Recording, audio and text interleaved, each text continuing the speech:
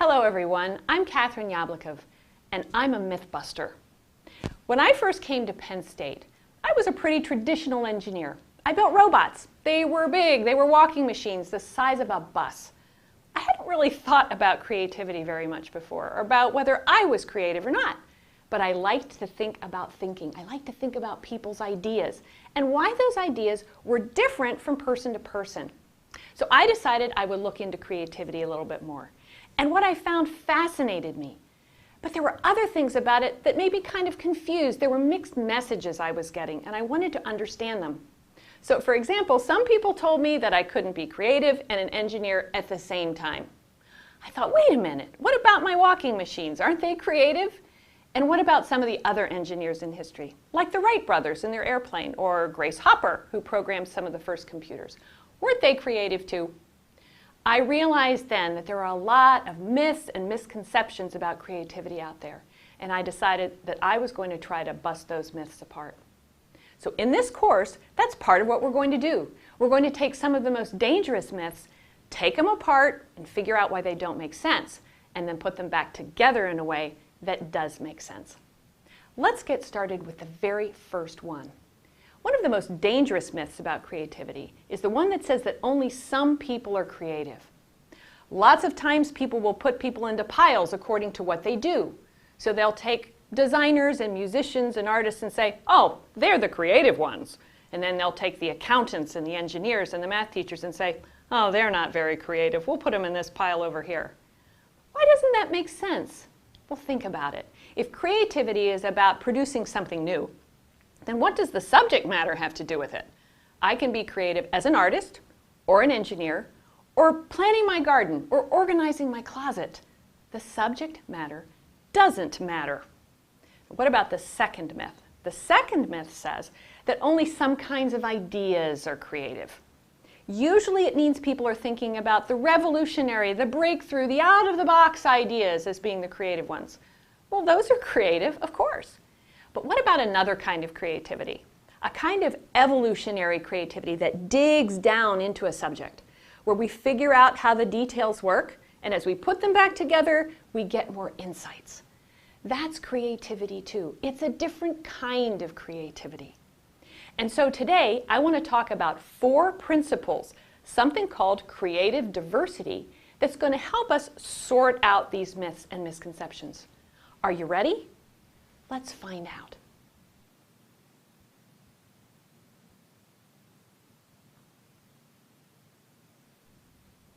So how are we going to bust these creative myths? I want to show you something today called the creative diversity model. It's richer and more inclusive than all those myths put together. It comes from some famous people who look at creativity. People like Michael Curtin and Robert Sternberg, Teresa Mabile, and me. So there are 4 principles that I want to tell you about. Principle number 1 says everyone is creative, not just some people. Everyone is creative from the moment they're born till the moment they die. Whether you have evolutionary ideas or revolutionary ideas, whether they're practical or outrageous, simple or complex, everyone is creative. Now, principle number 2 says, while everyone is creative, we're not all creative in the same way. Somehow we have to describe these differences. There are many different ways we could think about doing that, and the third principle says we're going to describe our creative diversity using 4 variables. The first variable is creative level. Then there's creative style, motive, and opportunity. Now, creative level is about your capacity, your mental capacity. So imagine that your brain is like a bucket. It has a particular size and shape that you were born with. You may have a special talent, let's say, for math or for languages or for art or for dance.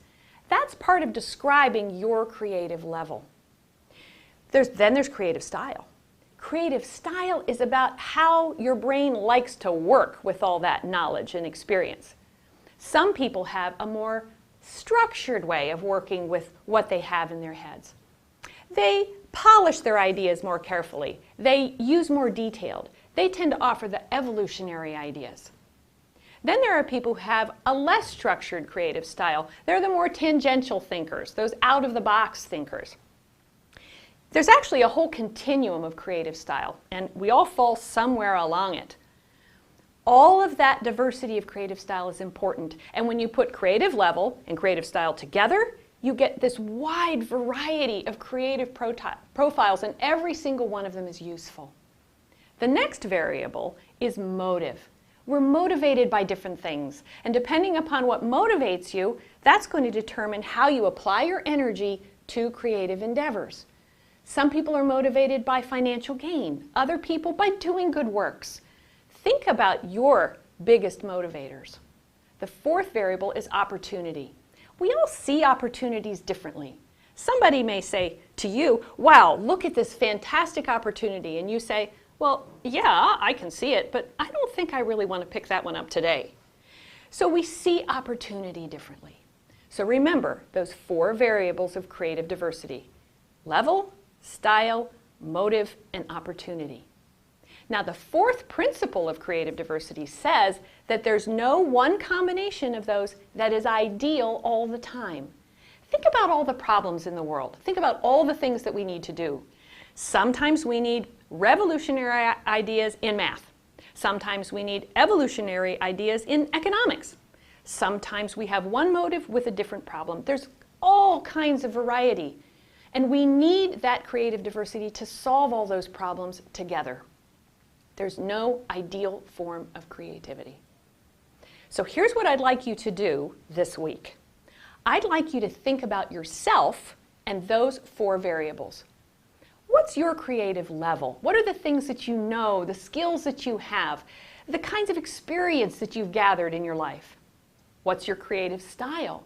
Do you prefer a more structured approach to ideas or a less structured approach? Or do you think you're somewhere in the middle of that? Think about what motivates you.